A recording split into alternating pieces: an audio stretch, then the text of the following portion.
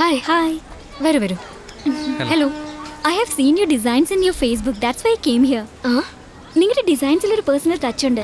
അത് മറ്റു കടകളിലൊന്നും കണ്ടിട്ടില്ല. Thank you so much. എന്നാ പിന്നെ മെഹന്തി റിസപ്ഷൻ രണ്ടിനും ഇവിടെ നിന്ന് സെലക്ട് ചെയ്യാല്ലേ? ഓക്കെ ഡിയർ, എല്ലാം തന്റെ ഇഷ്ടം പോലെ തന്നെ നടക്കട്ടെ. അതുപോലെ എന്റെ ഫ്രണ്ട്സിനെല്ലാം ഒരേപോലത്തെ സാരി എടുത്തു കൊടുക്കാൻ പോകുന്നത്. അതും നിങ്ങൾ തന്നെ ഡിസൈൻ ചെയ്ത് തരണം. അതിനെന്താ, ഉറപ്പായിട്ടും ചെയ്യാം.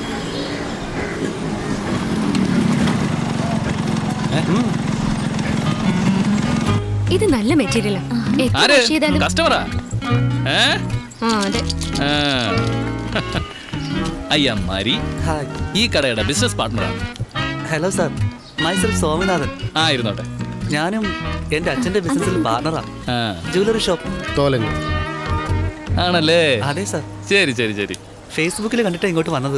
കറക്റ്റ് സ്ഥലത്താ വന്ന് ചാടിയിരിക്കുന്നത്. 23rd മാരേജ് ആണ്. 22nd മെഹന്തിയും വെച്ചിട്ടുണ്ട്. കെട്ടാൻ പോകുന്ന പെണ്ണിനെ കൂടാതെ മെഹന്തി എന്ന് പറയുന്ന വേറൊരുത്തി വെച്ചിരിക്കുന്നു. കുത്തു ഞാൻ. അയ്യോ, അങ്ങനെയല്ല സാർ. ഈ മൈലാഞ്ചിയൊക്കെ ഇടില്ലേ, അതിന്റെ ഫംഗ്ഷനാ. ഏയ്, സാറിനോട് സോറി പറയടാ. സോറി. മൈലാഞ്ചി ഇടാനൊക്കെ ഫംഗ്ഷൻ നടത്തുന്നതാ. ഓരോരുത്തർ കല്യാണം നടത്താനെ തെണ്ടുക. ശരി. എന്താടാ ചിരിക്കാൻ പറഞ്ഞു. ഞാൻ അതിനെ വിളിച്ചതാ.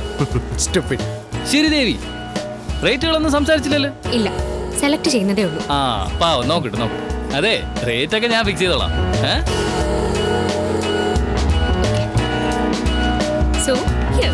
നിക്ക് നിക്ക് നിക്ക് നിക്ക്.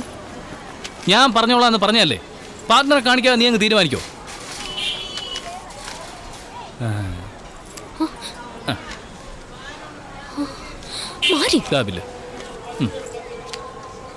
ഇത് വളരെ കൂടുതലാണല്ലോ സർ. ഞങ്ങളുടെ കട വളരെ സ്പെഷ്യലാണ്. അതിനുള്ള വില നിങ്ങൾ തന്നല്ലേ തീരൂ. മിസ്റ്റർ മാരി, ഇത് കുറച്ച് അധികമായി പോയി. അതേടാ, മൈലാഞ്ചിക്കൊക്കെ ഒരു ഫംഗ്ഷൻ വെക്കുന്ന നിനക്ക് ഇത് കൂടുതലായി പോയോ? ശരി, ഞങ്ങളൊന്ന് ആലോചിച്ചിട്ട് ഫോൺ ചെയ്ത് പറയാം. അതെ സാർ, ഞങ്ങൾ വിളിക്കാം. നിന്നോടാ. ഈ കടയിലാണ് നീ തുണി എടുക്കുന്നത്. ഇതാണ് റേറ്റ്. ഇപ്പൊ 50%, എപ്പ ഡെലിവറി അപ്പ 50%. ഓക്കെ? നോക്കൂ, നിങ്ങളുടെ പാർട്ണർ റൗഡിയെ പോലെ പെരുമാറുന്നു. ആരാ നോക്കിയാടാ റൗഡി എന്ന് പറയുന്നേ? റൗഡിയാണ്. 50% കൊടുക്കടാ. ഇപ്പം കൊടുത്തേക്കാം സാർ. കണ്ടല്ലോ, ഇങ്ങനെ ബിസിനസ് നടത്താനുള്ളത്. നിന്നെ എങ്ങനെ ഞാൻ ഇത്രയും വലിയ കമ്പനി ഏൽപ്പിക്കുന്നത്? വൈകിട്ട് എന്നെ വീതം എത്തിച്ചേക്കണം. ഓക്കെ? എല്ലാം നിന്നോട് ചോദിച്ചിട്ടാണോ ചെയ്യുന്നത്? നിന്റെ ട്രെയിനിങ് അല്ലേ? ആരുടെ ചക്കര നിന്നെ അടിച്ചത്? ഒന്നും പേടിക്കണ്ട കേട്ടോ. അതാ വരുന്നു. കരയാതിരിക്കുക. I'm so sorry. അവരിങ്ങനെ ചെയ്യുന്ന ഞാൻ കരുതിയില്ല.